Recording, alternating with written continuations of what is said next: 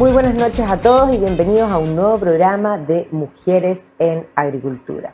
Y hoy día estamos con una tremenda mujer, vamos a conversar de cosas muy entretenidas.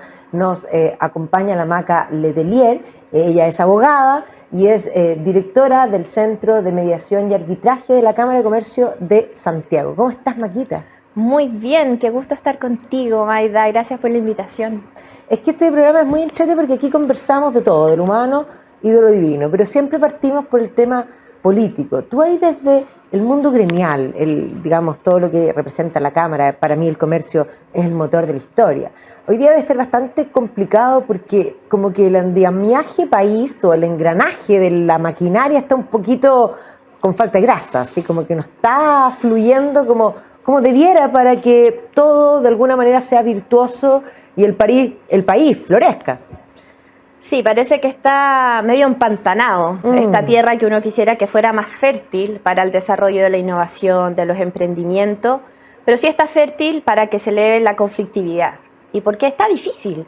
Y desde la mirada pura del comercio, que es la Cámara de Comercio, paraguas de donde está mi centro de arbitraje, mi centro porque lo tengo en el corazón, es de todo, y ese es el gran valor que tiene, es que la falta de seguridad afecta al comercio.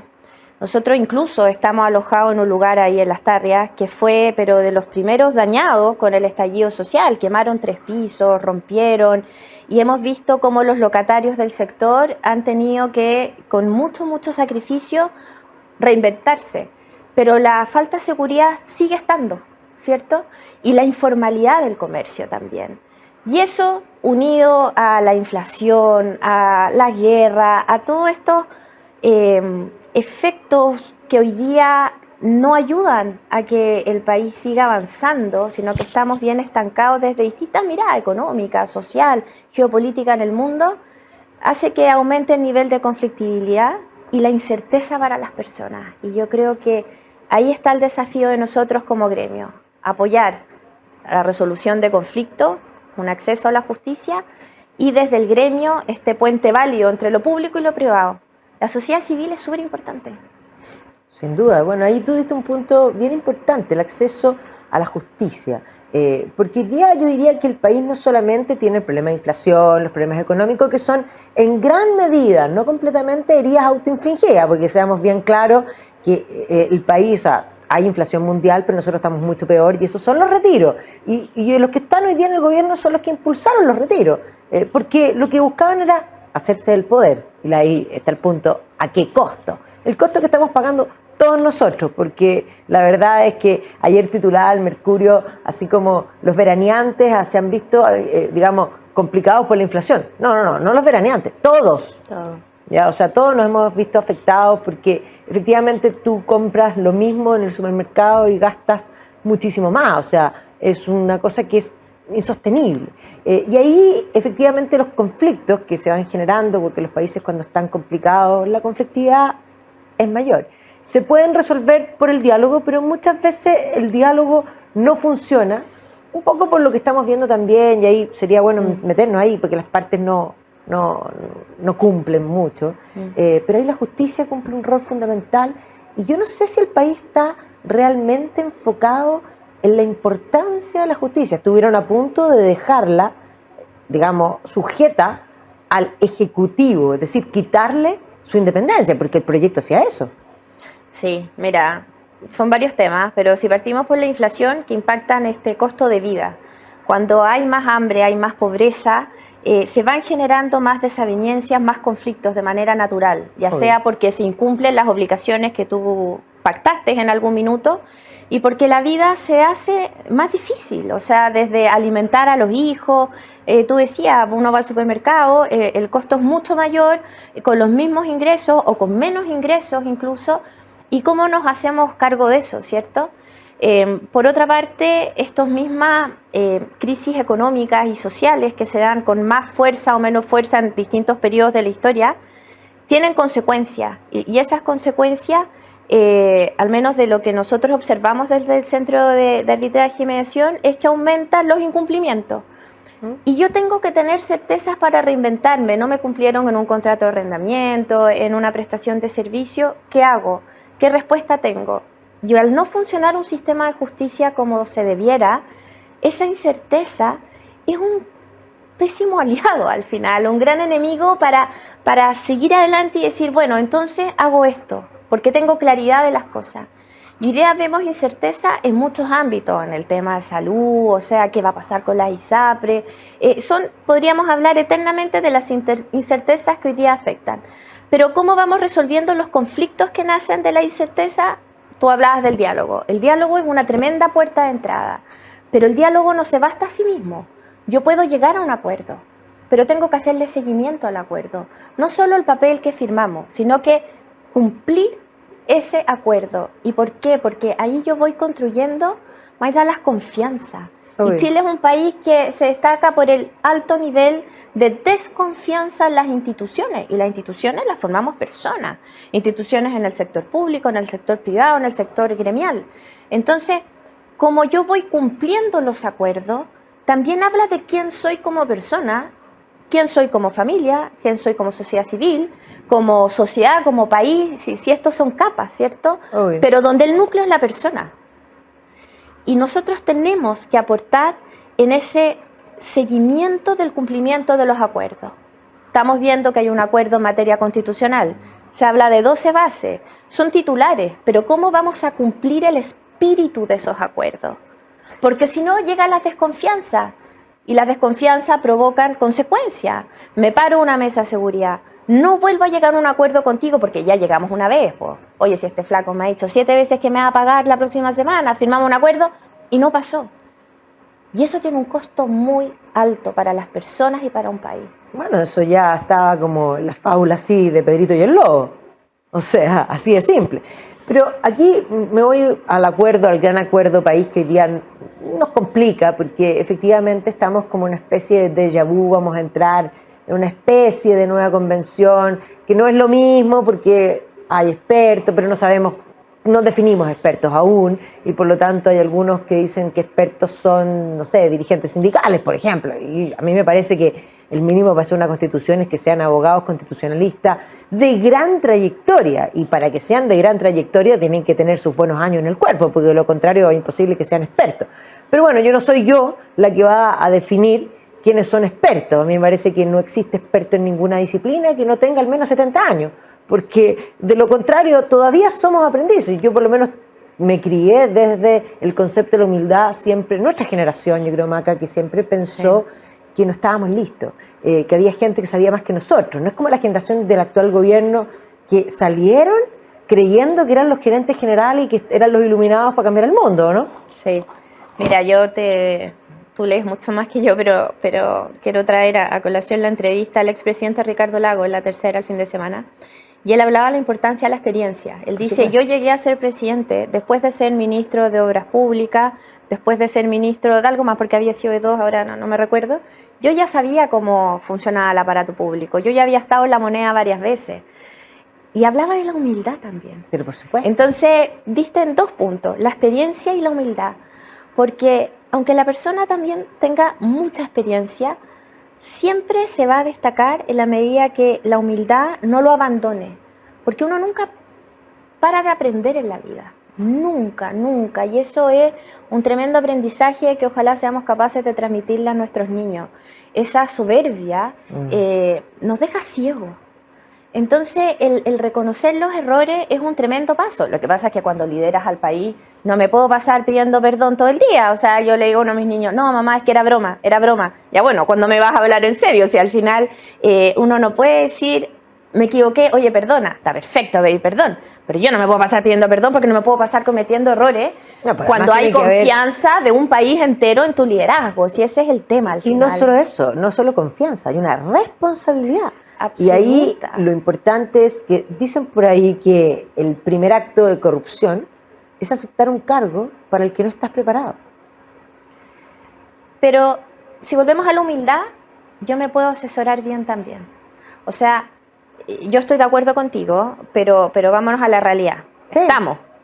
Y yo creo que parte de las capacidades de un líder es saber asesorarte. De acuerdo. Y a veces hay miedo de que tus asesores tengan mucha más experiencia y años que tú yo no sé, un poco la formación, tú decías, nuestra generación nunca se ha sentido como completamente preparada, uno siempre quiere seguir estudiando, pidiendo consejos, un poco también esa deferencia hacia el adulto, hacia el Exacto. adulto mayor.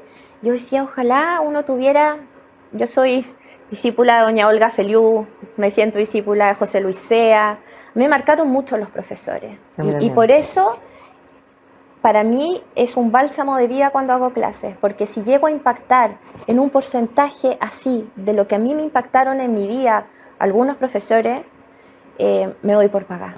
Y eso en el rol de profesora y de mamá. ¿Sabéis qué? A mí todavía como que se me paran los pelos. Cuando me dicen profesora, le pregunto, yo como, ¡uy, qué miedo, qué responsabilidad! Me dijo profesora. Y cuando me dicen mamá también. Sí, claro. Entonces, yo creo que la experiencia, la humildad, la generosidad con lo que tú sabes y con empatizar con los otros, poner el interés general sobre el particular. Y uno dice, ¿quiénes tienen que ser estos expertos? Hoy día los expertos van a legitimar el proceso. Claro. Cuando yo estoy en un acuerdo y me está acompañando muchas veces un mediador que está legitimado porque es neutral, porque es creativo, porque sabe, tú robusteces el acuerdo, robusteces la propuesta. Y yo creo que estamos en un minuto donde hay una bifurcación. Y volvemos a retomar ese camino de crecimiento, de libertad de las personas, de entender que la violencia es inaceptable, o nos vamos a un abismo. Exactamente. Y el rol de esta comisión de expertos es fundamental. Y de la comisión que vea el cumplimiento de este rayado de cancha también, porque no todo es prístino. Se tiene que respetar el derecho a propiedad, pero eso tiene 1000 derivadas. Entonces tenemos que interpretar lo que se proponga. De nuevo, personas legitimadas, con conocimiento, con experiencia, que le den un valor a lo que se resuelva. Porque si no, siempre va a quedar la duda, va a querer impugnarse, y el conflicto escala, y ¿quién pierde acá? Un país entero.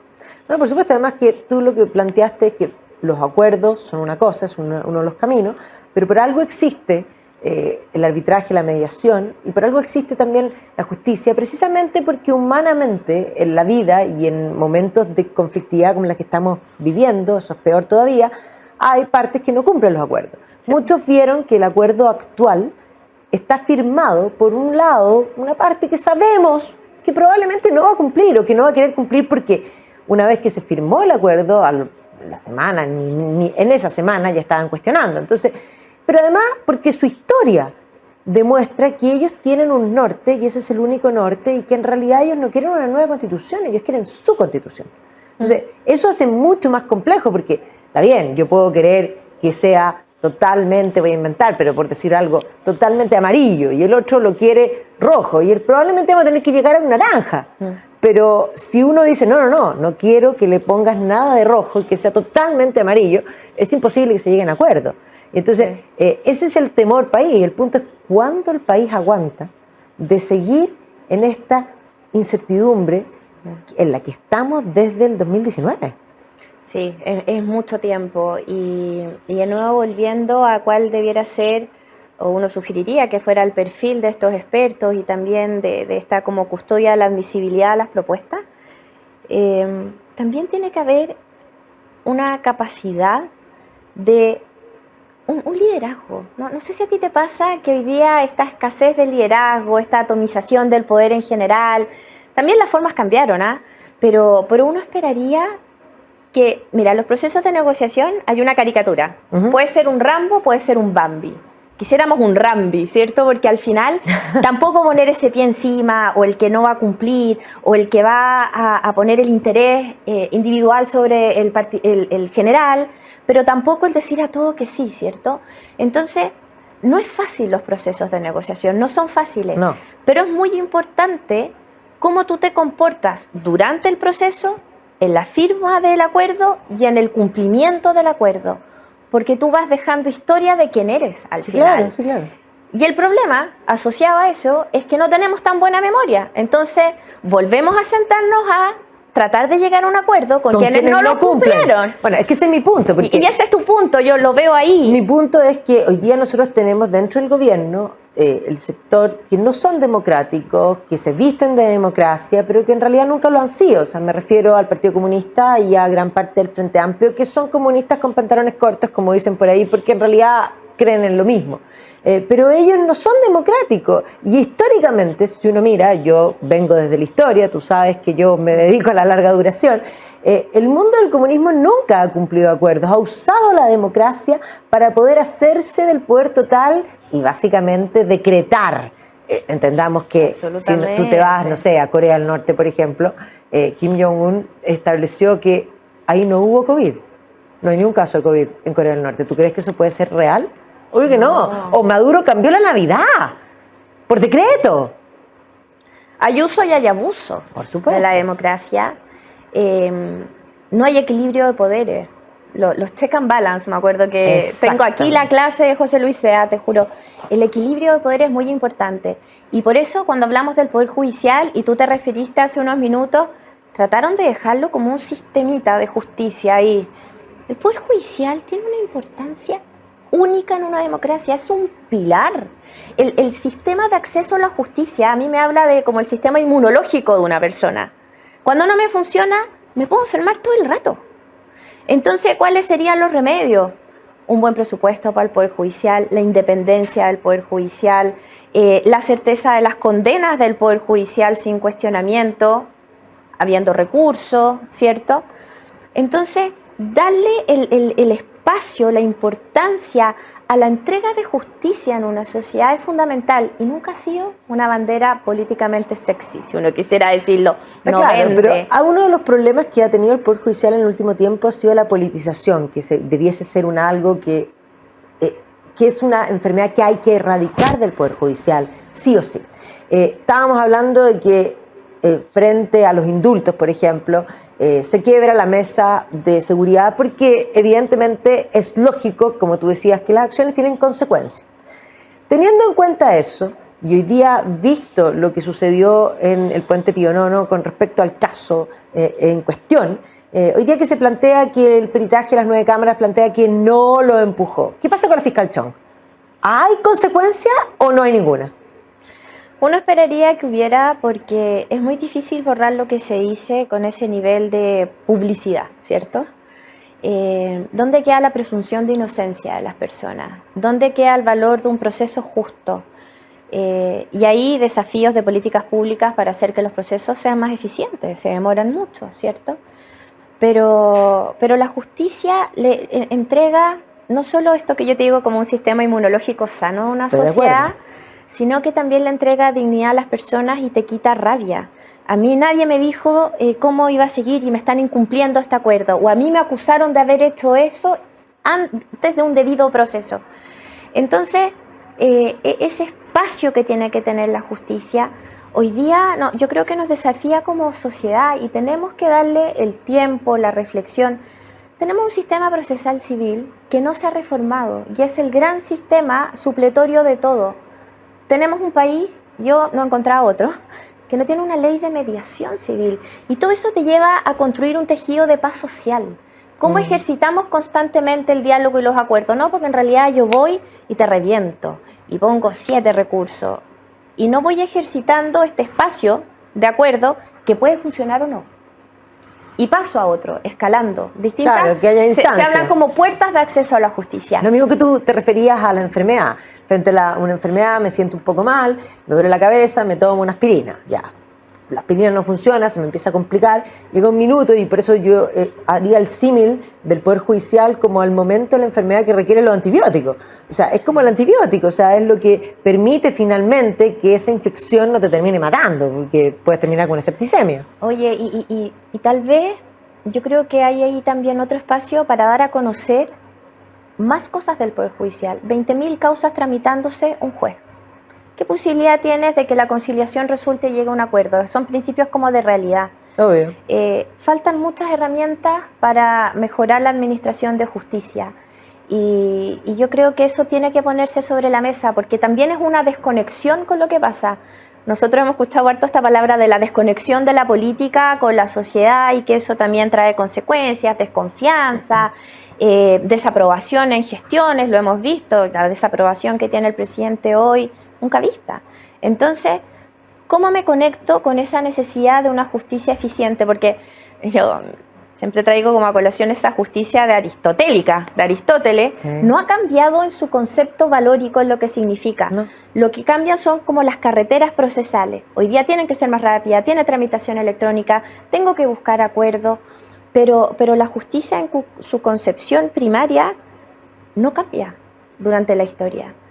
Pero sí cambian los tiempos, las cosas son más instantáneas. ¿Por qué si yo en 4 clics puedo hacer un contrato, me tengo que demorar 5 o 6 años en resolver un conflicto? No conversa. Y todo eso me afecta a la paz social de un país. Entonces me encanta este espacio y yo te lo agradezco tanto porque hablar de las necesidades del sistema de administración de justicia, yo creo que hoy día es fundamental. Porque uno le echa la culpa, no, mira, no hubo acuerdo en la designación del fiscal, el Ministerio Público, la Defensoría, la PDI, pero hay una capa allá arriba que es el Poder Judicial y que necesita herramientas. Hay un ecosistema. ¿Viste la estadística del aumento de homicidio? Tremendo. Es tremendo. No, un 32% de un año a otro. No, y hoy día aparecía también cuánto han escalado los secuestros. Los secuestros. Que es una y cosa el impacto de la inmigración ahí, ¿eh? Otro tremendo tema. Más detenidos por ese delito inmigrantes que chilenos.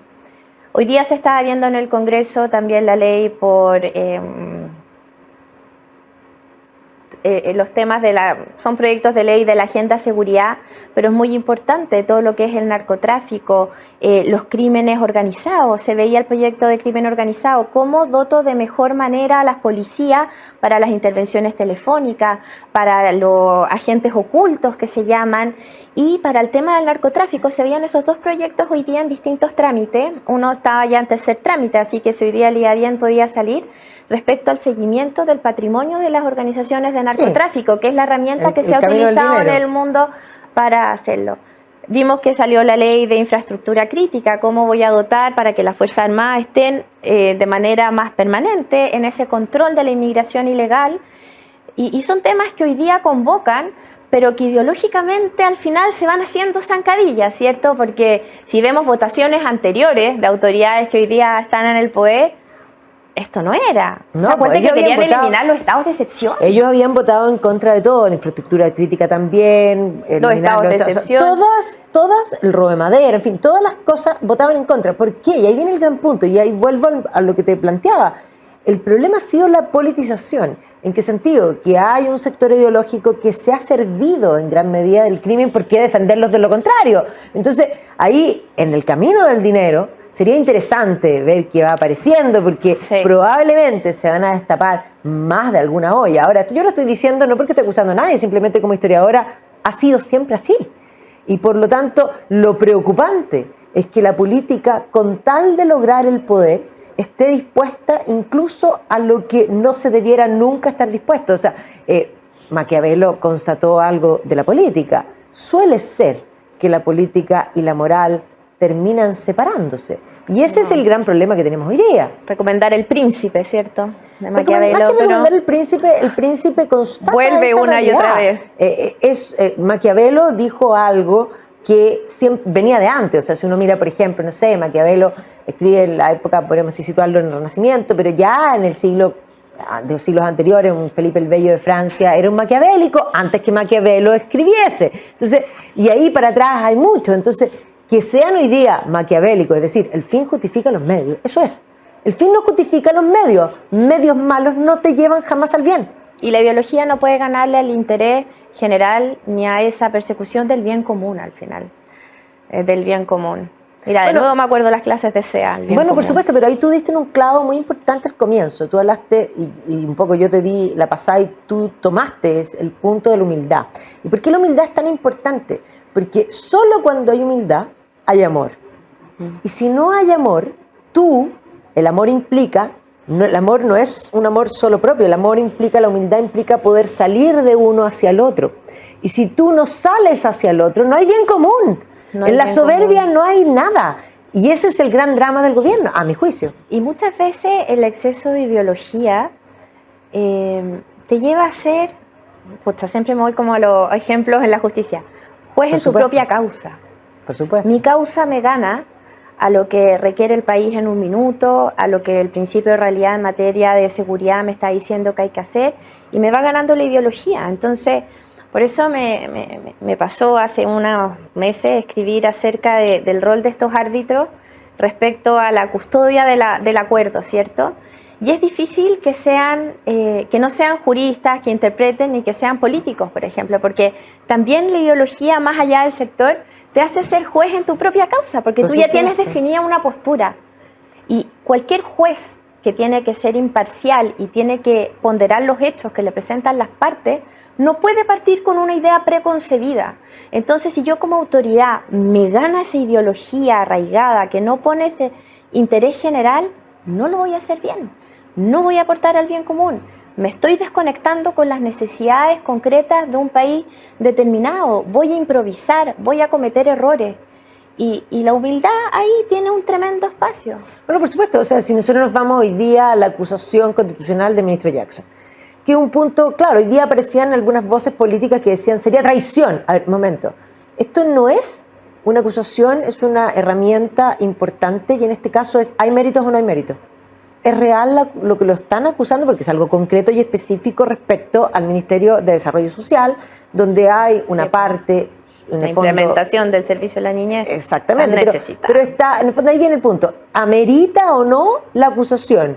Y si amerita, ¿lo voy a defender políticamente porque es de mi sector?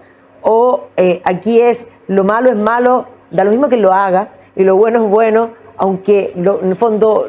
Yo siempre digo, lo bueno es bueno aunque nadie lo haga y lo malo es malo aunque todos lo hagan. Entonces, da lo mismo que sea de tu partido, eso es más grave aún. Es como cuando empiezan con el tema del robo, por ejemplo, dicen, este se robó no sé qué. Entonces dice, bueno, pero es que los otros también. Es que esto no es la teoría del empate. El empate, yo tenía ahí la palabra, punta a la lengua. Eso es, o sea, no es la teoría del empate. Es no poner lo que corresponde en su lugar. La responsabilidad del cargo, la responsabilidad del Parlamento es la fiscalización de los ministros. La oportunidad muchas veces, vimos el nivel de desaprobación o desconfianza que hubo en el Congreso. Yo creo que hoy día eso se ha ido recuperando, pero hace un año y medio eran también números alarmantes.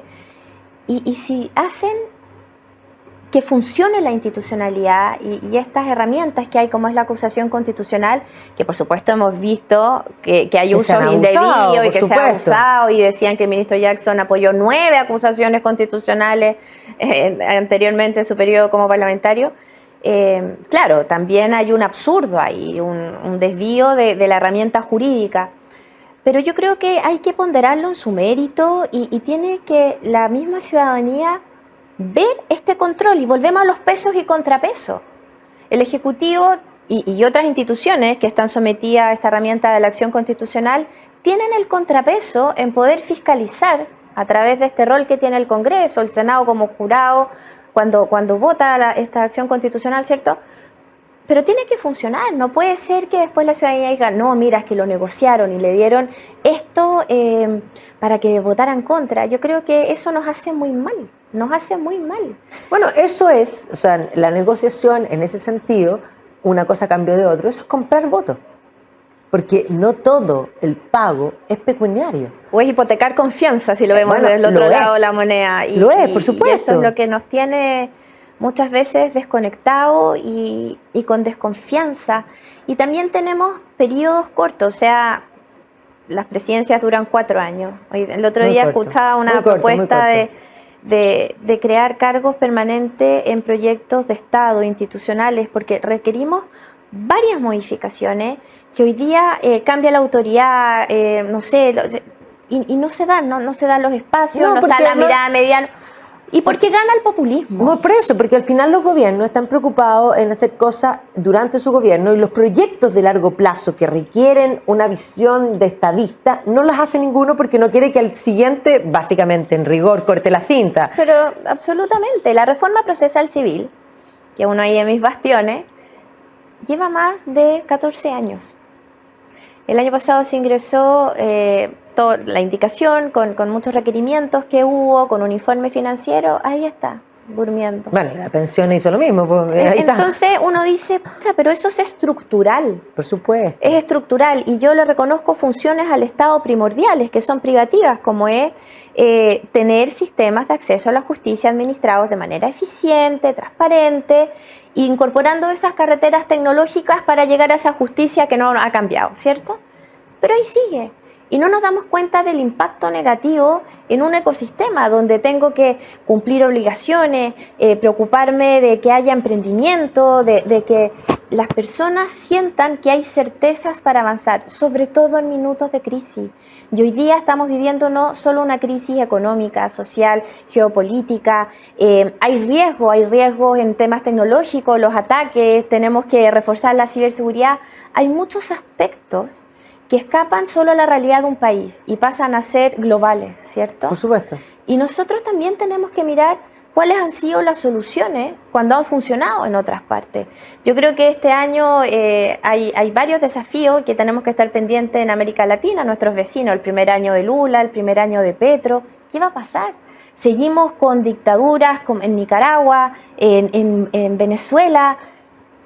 ¿Hacia dónde vamos? O sea, somos una región que hoy día lamentablemente se destaca por esta poca estabilidad geopolítica y de administración del Estado al final, de cuidar la democracia. Y Chile, que en algún minuto se destacó por cosas distintas, se está mimetizando. Entonces, tenemos desafíos interesantes, pero tenemos que hacerlos con humildad, cultivando la confianza, poniendo el interés general, buscando el bien común y aprendiendo los errores. No, y por supuesto esto de agilizar la administración es tremendamente importante. Por ahí hace años atrás un presidente del FMI se mandó una frase genial, porque Latinoamérica negoció para tratar de conseguir algo del FMI en conjunto. Y entonces se presentaron como nosotros que somos subdesarrollados. Y él lo escuchó atentamente y después dijo, no, Latinoamérica no es subdesarrollado, es inmensamente rico, es subadministrado. Absolutamente. Y ciertamente las riquezas, si tú miras a Argentina no debiese ser un país pobre, porque no lo es. Sin embargo, los gobiernos que lo han hecho mal, es el ejemplo de hacerlo mal. Mi padre era argentino y sufría por su país, porque vio el deterioro. Mi papá nació en una época de gloria y de pronto eso fue bajando, y hoy día, no sé, yo veo a mis tíos, a mis primos, viviendo en un país que es inmensamente, o sea, un país rico, pero con una población inmensamente pobre. Sí, es bien increíble y yo creo que ahí, ¿qué hacemos, cierto? Y hay que hacer. Yo soy una fanática de los que hacen cosas. Sí, por Uno supuesto. se puede equivocar y yo trato de inculcar también en mi casa el hacer, el ayudar, el opinar, el reflexionar, el no permanecer en esa comodidad. Y los órganos, la organización intermedia de la sociedad cumple un rol súper importante, la academia, los gremios, las organizaciones civiles en general, que están entre esa persona, que es lo primordial al final cuando uno piensa en qué tengo que hacer para mejorar la vida de las personas y el Estado. Y esas organizaciones civiles intermedias hoy día están más desafiadas que nunca. Yo lo veo desde el gremio, cómo cada vez se afilian más personas, porque en minutos de crisis se busca la colaboración, el hacer fuerza, que la seguridad en el comercio, la resolución de conflictos, cómo impulsamos la innovación, la tecnología, y al final yo creo que ese es el gran llamado. Hagamos cosas, seamos actores. Hagamos cosas y hagámoslas desde todos los sectores para que la sociedad esté mejor, no solamente desde el Estado. Ese es el gran punto. Tú diste el punto clave, la persona es primero, y las personas naturalmente se asocian. Y eso es la sociedad intermedia y ese es el tejido natural. Que parte por la familia. Que parte por la familia. El Estado es una ficción, en el sentido de que es una creación que está bien, es necesaria, pero es necesario que todos esos puntos intermedios funcionen y que fluyan, porque uno de los problemas es cuando el Estado pone trabas para impedir que eso fluya naturalmente. Y un Estado al servicio de la persona. Por supuesto. Y esa es la gran diferencia, si uno pudiera poner como en blanco y negro una ideología de izquierda o no, ¿cierto? Es el rol del Estado, es la estructura con la que yo organizo la sociedad y donde la persona y su libertad es lo primero. Por supuesto que tengo que tener reglas, por supuesto que tengo que tener una fuerza pública que está bajo el Estado, ¿cierto?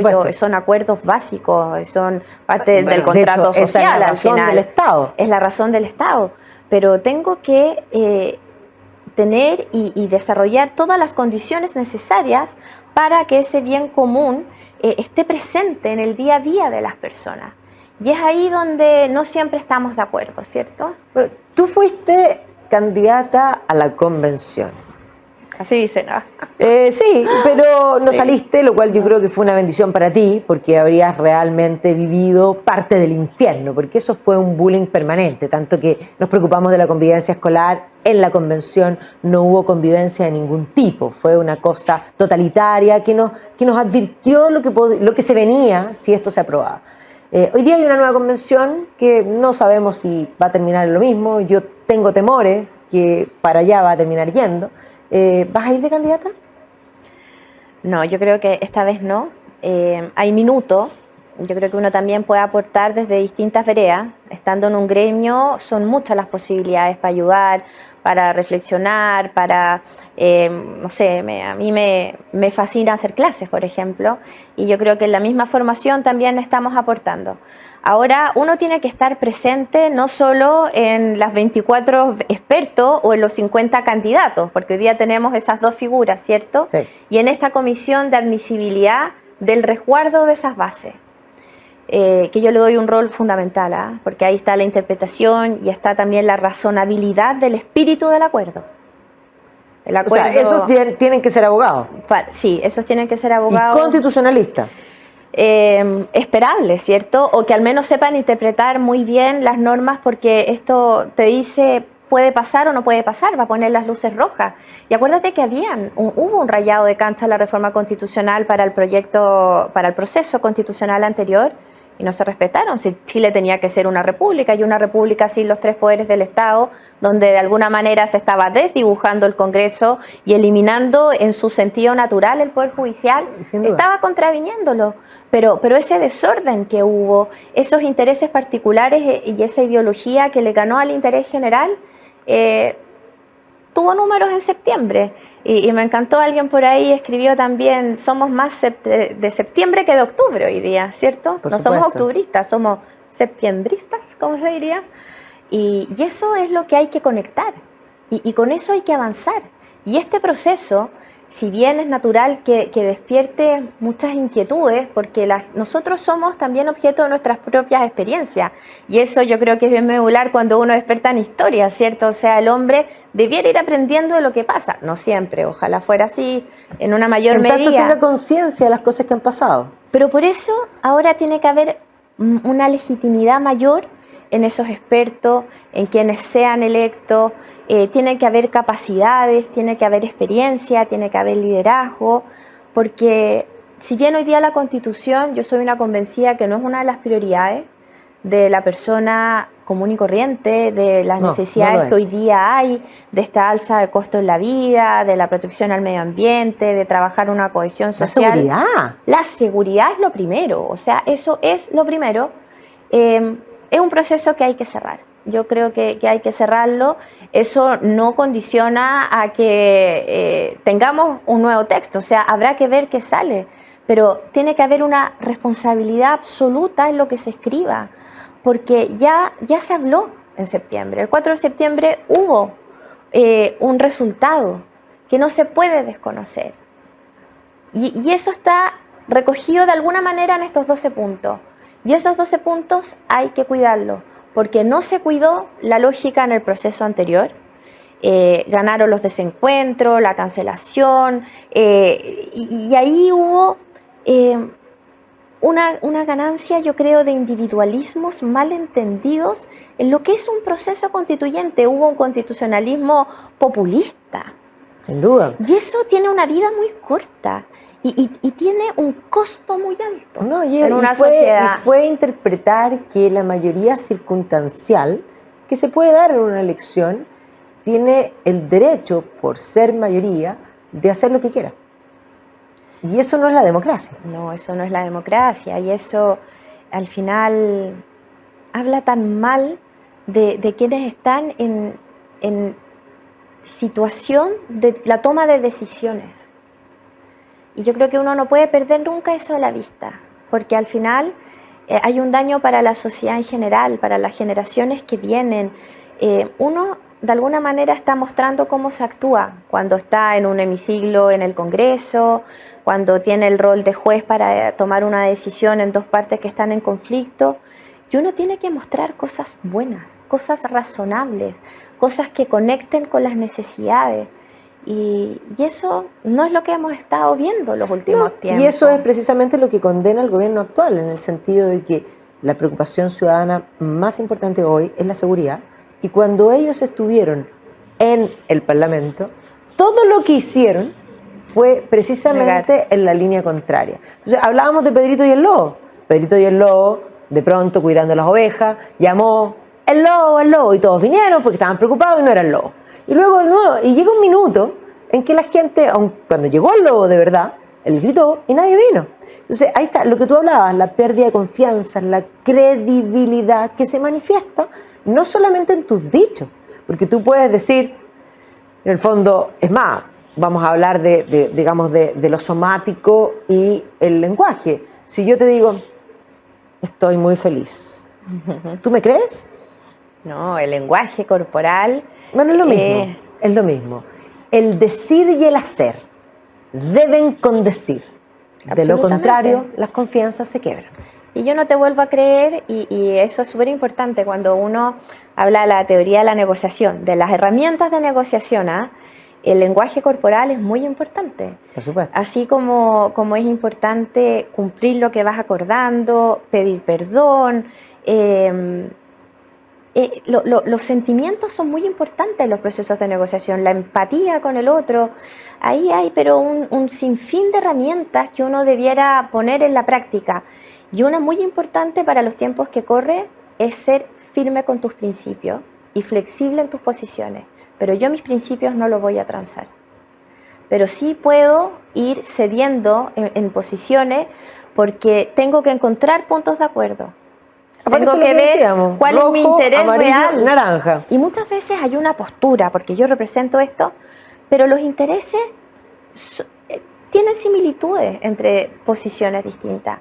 Y ahí es importante encontrarlo. Y para eso tienes que tener personas legitimadas, con conocimiento, de nuevo, que puedan ir construyendo esos acuerdos en un proceso constituyente.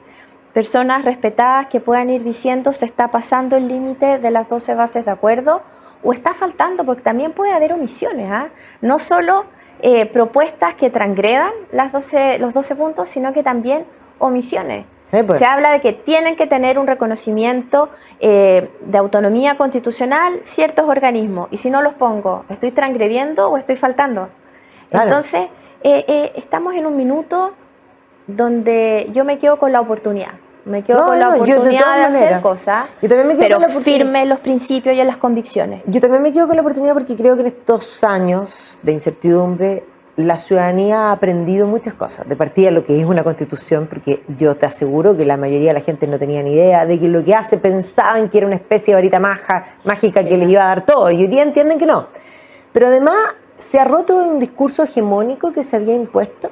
Y yo creo que hoy día hay una mayor alerta de parte de la ciudadanía, está ávida de querer aprender, y está atenta. Que eso también es algo que es virtuoso. Yo creo que sí. Vamos a ver qué sucede. Sí, el ser ciudadano, pero de toro y lomo al final. El ser responsable del voto. De ser responsable de tu voto. Ahora se repuso el voto obligatorio, yo creo que es una buena noticia. Muy buena noticia. Una muy buena noticia, porque también la representatividad tiene que estar legitimada y tenemos que ser actores de nuestro país, exigir, fiscalizar, proponer, alertar y también yo creo que adelantarse a las consecuencias de las cosas. Y eso, de nuevo, me encantó la palabra, los dos conceptos que salieron hoy día de la experiencia con la humildad. La experiencia no tiene que estar lejos de la soberbia. Por supuesto. Y pensar y conectar. Mira, a mí me tocó después del estallido social, formar parte de un consejo de observadores del Chile que queremos, un tremendo grupo, está Ignacio Irarrázaval, en su minuto Rodrigo Delgado, la Mónica Retamal, Juan José Romero. Mira, para mí fue pero un honor estar ahí. Y me hice cargo porque liderábamos diálogo entre las personas, donde la pregunta era ¿qué pasó? ¿Qué nos pasó? ¿Qué podemos hacer? Y me tocó ir a las cárceles. Yo estuve a cargo de varias cárceles, sentarme y decir ¿qué pasó? Y tú no me creerías cuando dijeran faltó mano firme y no puede haber este desorden. Y dentro de las cárceles me dijeron eso. Fue un proceso maravilloso, me tocó estar con emprendedores en Arica, tenían todo destruido. Mira, no había monumento con cabeza en Arica. Me tocó estar con los adultos mayores en Osorno y escuchar lo que la gente estaba viviendo en ese minuto.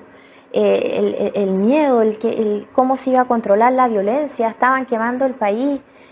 No me tocó nunca escuchar la palabra necesitamos una nueva constitución, si soy sincera. No. Fueron miles de diálogos. Pero sí me tocó el tener que conectar, el conectar de quien está en la autoridad con esa persona que tiene necesidades, que tiene miedo, que tiene esperanza, la desconexión de esa gran clase media con el poder político, sí, donde claro. Me decían muchos dirigentes, mire, por primera vez en mi familia mis hijos van a la universidad, pero yo no llego a fin de mes. Entonces, había una crítica muy grande, por ejemplo, a cuando en delitos económicos decían, pero les daban clases de ética. Y cuando hay un incumplimiento de los deberes de la autoridad, ¿vamos a acordar algo o vamos a usar las herramientas de acusación constitucional? No es muy distinto a lo que la gente puede percibir como consecuencia. No, mira, incumplieron normas y los mandaron a 2 o 3 clases, eso salió mucho, ¿eh? Sí, como rabias. Pero puede ser la misma rabia si no hay consecuencia de los errores de alguien que tiene la responsabilidad cuando es autoridad. Por supuesto. Entonces, es importante escuchar. La escucha activa, tú sabes que es una tremenda herramienta también en los procesos de negociación. Por supuesto. No solo el hablar y no estás escuchando la otra parte. Entonces, somos bien responsables de cómo vamos formando las futuras generaciones, las presentes, aprendiendo de las que tienen más años, pero son ejercicios que nosotros no hacemos de manera constante y que debiéramos ver en distintos espacios de la sociedad. Tenemos que ver un Congreso que dialogue, que sean firmes por quienes yo voté, que representen mis principios, pero que tengan capacidad de llegar a acuerdos, de hacer seguimiento a esos acuerdos y claramente de levantarse de una mesa cuando los acuerdos se están incumpliendo. Si uno yo también tengo como esa deformación de sacar siempre ejemplos de uno como en el rol de mamá, uno está formando y si en tu casa tú también tienes normas y crees que tu hijo hay cosas que se hacen y que no se hacen y cuando no se hacen tiene que haber consecuencias. Por supuesto. Consecuencias porque tú estás representando lo que va a venir después, entonces se va a volver a repetir, entonces da lo mismo que yo diga aquí lo más importante es la seguridad, pero se están indultando al menos 6 personas que tenían prontuario, obviamente que estaban condenados por la justicia, porque la lógica del indulto tiene que ver con lo humanitario, con un resabio histórico, que podemos discutir si tiene que estar o no, yo creo que eso no viene ahora. No. Ahora viene a que se utilizó una prerrogativa que tiene el presidente, sí, pero que políticamente, monárquicamente, políticamente, pero que tiene una lógica humanitaria o porque un delito en un minuto determinado dejó de ser tal en una sociedad y teníamos condenados o delitos menores pero estaba lejos de tener un antecedente o un fundamento de lo que se utilizaron al menos en esos 6 casos conocidos.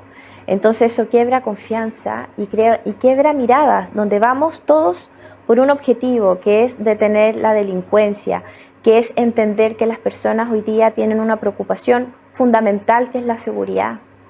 Si yo no creo que el Estado va a cumplir su rol con sus facultades y con lo que debe hacer, que es resguardar la seguridad pública, se puede crear un caos muy grande, incluso anarquía. O sea, yo no creo que el Estado cumpla su rol, entonces no me someto a un ordenamiento jurídico que va delimitando deberes y derechos.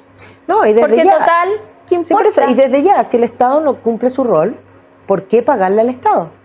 ¿por qué voy a pagar impuestos si el Estado no cumple su rol? ¿Por qué le voy a pagar a un funcionario en mi empresa si no trabaja bien? Es lo mismo.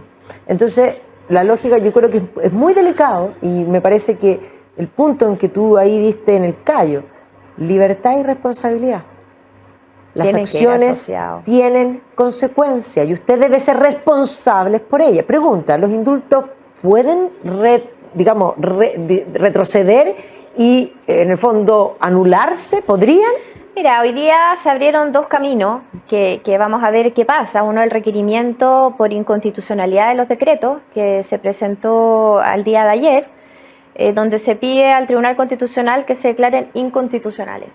Y también hay una presentación ante la Contraloría por la legalidad, ¿cierto? Sí. Y estos serían ilegales por distintas razones. Tenemos que estar bien alertas qué pasa ahí. Esto no había ocurrido, no hemos encontrado jurisprudencia. También las certezas de estos decretos, porque en este caso fue una herramienta mal utilizada, sí, fuera del contexto del sí, por qué están. Sí, por supuesto. Pero fue utilizado políticamente. Absolutamente, pero ahí vamos a tener que ver qué pasa. También se armaron comisiones investigadoras. Yo creo que tenemos que estar alerta.